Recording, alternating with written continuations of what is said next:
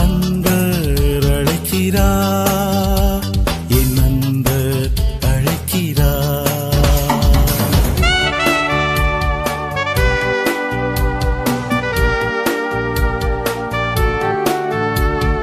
கவலைகள் நீக்கிட அழைக்கிறார் அன்பர், கண்ணீரை மாற்றிட அழைக்கிறார் அன்பர்.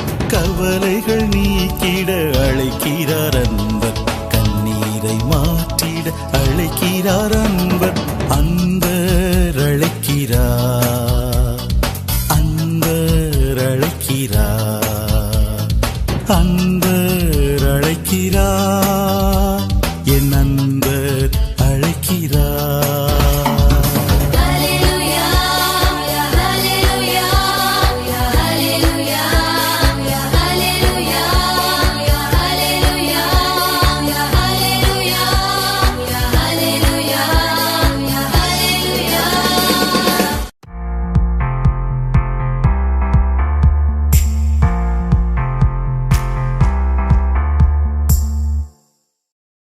கர்த்தருக்குள் பிரியமானவர்களே, ஆண்டவராகிய இயேசு கிறிஸ்துவின் பரிசுத்தமுள்ள நாமத்திலே அன்பின் வாழ்த்துக்கள்.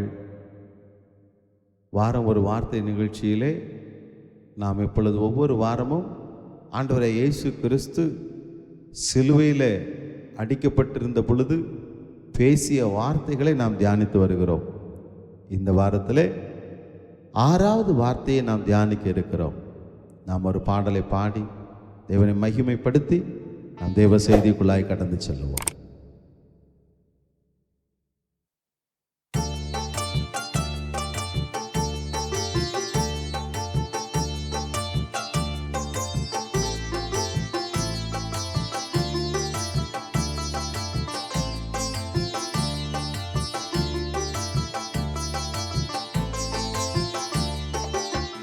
உள்ளமெல்லாம் உருகுதையா உந்தன் அன்பை நினைக்கையிலே, உள்ளமெல்லாம் உருகுதையா உந்தன் அன்பை நினைக்கையிலே, தன்னால கண்ணு கலங்குது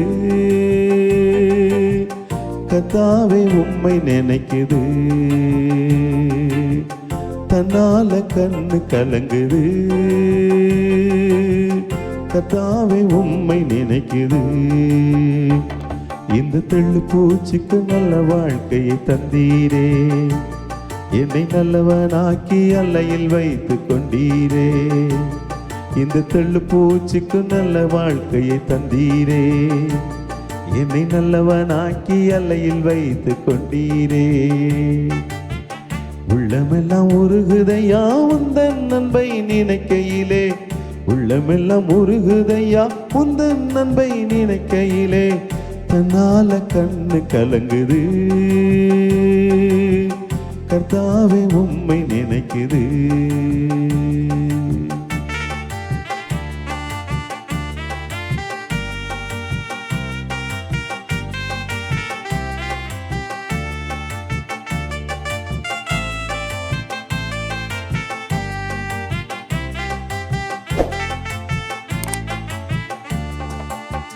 தேற்றிட ஒருவும் இல்லை, ஆற்றிட யாரும் இல்லை.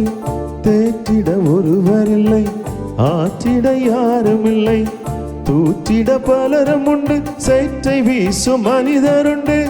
தூற்றிட பலரும் உண்டு, சேற்றை வீசும் மனிதருண்டு. ஏற்றிடும் என் விளக்கை தேற்றும் எந்த தெய்வமே, ஏற்றிடும் என் விளக்கை தேற்றும் எந்த தெய்வமே. சத்பரனே பொற்பரனே உம்மை நான் என்றும் துதிப்பேன். சத்பரனே பொற்பரனே உம்மை நான் என்றும் துதிப்பேன். இந்த தெள்ளு பூச்சிக்கும் நல்ல வாழ்க்கையை தந்தீரே, என்னை நல்லவனாக்கி அல்லையில் வைத்து கொண்டீரே. இந்த தெள்ளு பூச்சிக்கு நல்ல வாழ்க்கையை தந்தீரே, என்னை நல்லவனாக்கி அல்லையில் வைத்து கொண்டீரே. உள்ளமெல்லாம் உருகுதையா உந்தன் அன்பை நினைக்கையிலே, உள்ளமெல்லாம் உருகுதையா உந்தன் அன்பை நினைக்கையிலே, தன்னால கண்ணு கலங்குது கர்த்தாவே உம்மை நினைக்குது. தன்னால கண்ணு கலங்குது கர்த்தாவே உம்மை நினைக்குது. இந்த தள்ளு பூச்சிக்கும் நல்ல வாழ்க்கையை தந்தீரே, என்னை நல்லவனாக்கி எல்லையில் வைத்து கொண்டீரே. இந்த தள்ளு பூச்சிக்கும் நல்ல வாழ்க்கையை தந்தீரே, என்னை நல்லவனாக்கி எல்லையில் வைத்து கொண்டீரே.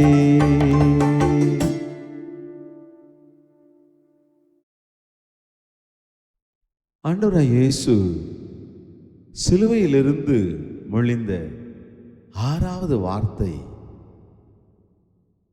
ஆதாரமாக யோவான் சுவிசேஷம் 19ஆம் அதிகாரம் 30ஆம் வசனத்தை நான் உங்களுக்காய் வாசிக்கிறேன்.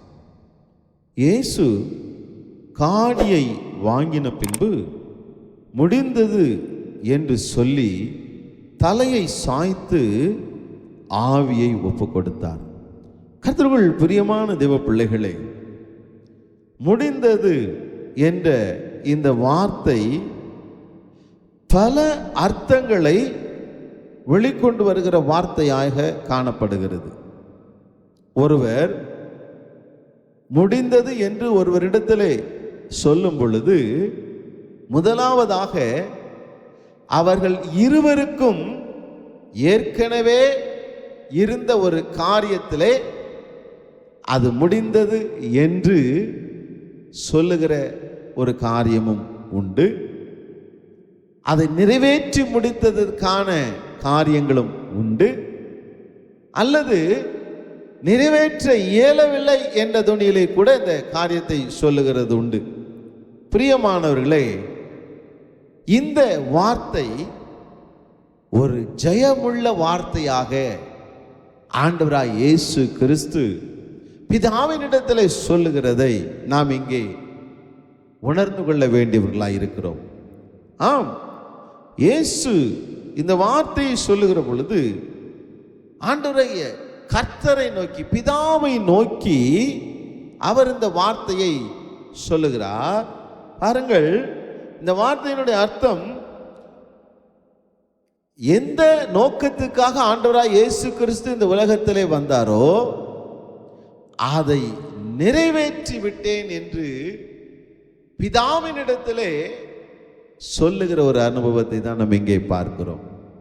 ஒருவேளை நாம் நினைக்கலாம், எல்லாம் முடிஞ்சு போச்சுங்கன்னு சொல்லும் பொழுது அது தோல்வியினுடைய ஒரு அர்த்தமுள்ள வார்த்தையாய் அமைந்து விடும். எவ்வளவோ முயற்சி எடுத்து பார்த்தேங்க, இல்லை எல்லாம் முடிஞ்சு போச்சுங்க, இனியால் நாள் முடியாது. அப்படி அல்ல. இந்த வார்த்தை முடிந்தது என்று சொல்லும் பொழுது எல்லாம் நிறைவேற்றி முடிந்தது, எல்லாம் ஜெயமாய் முடிந்தது.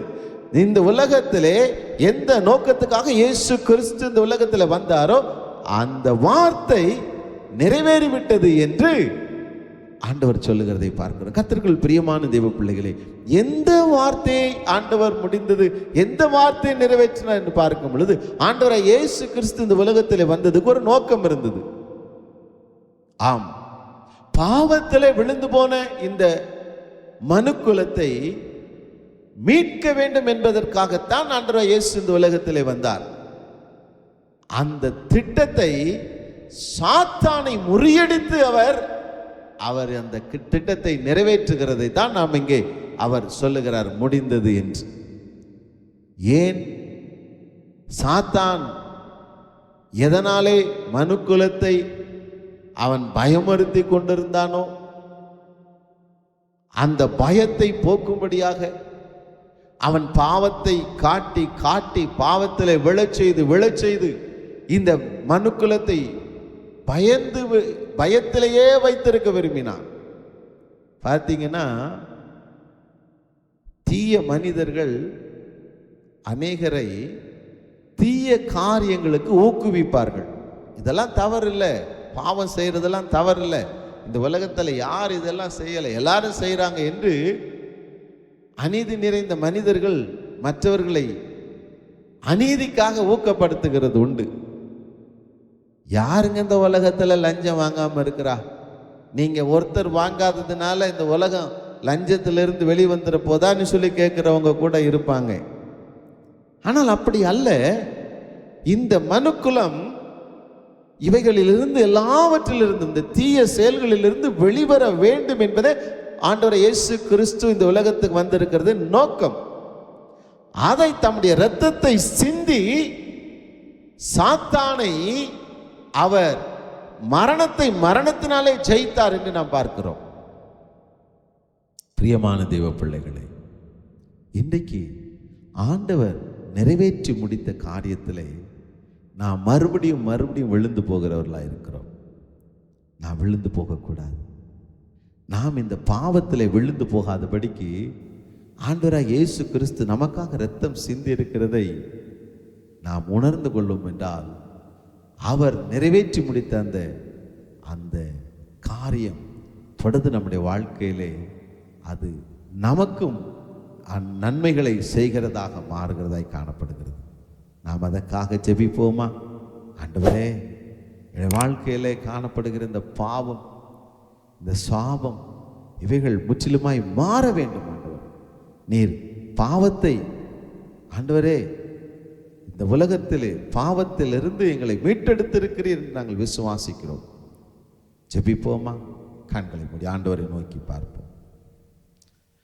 எங்களை நேசிக்கிற எங்கள் அன்பின் பரம தகப்பனே, நன்றியோடுமை துதிக்கிறோம், ஸ்தோத்தரிக்கிறோம்.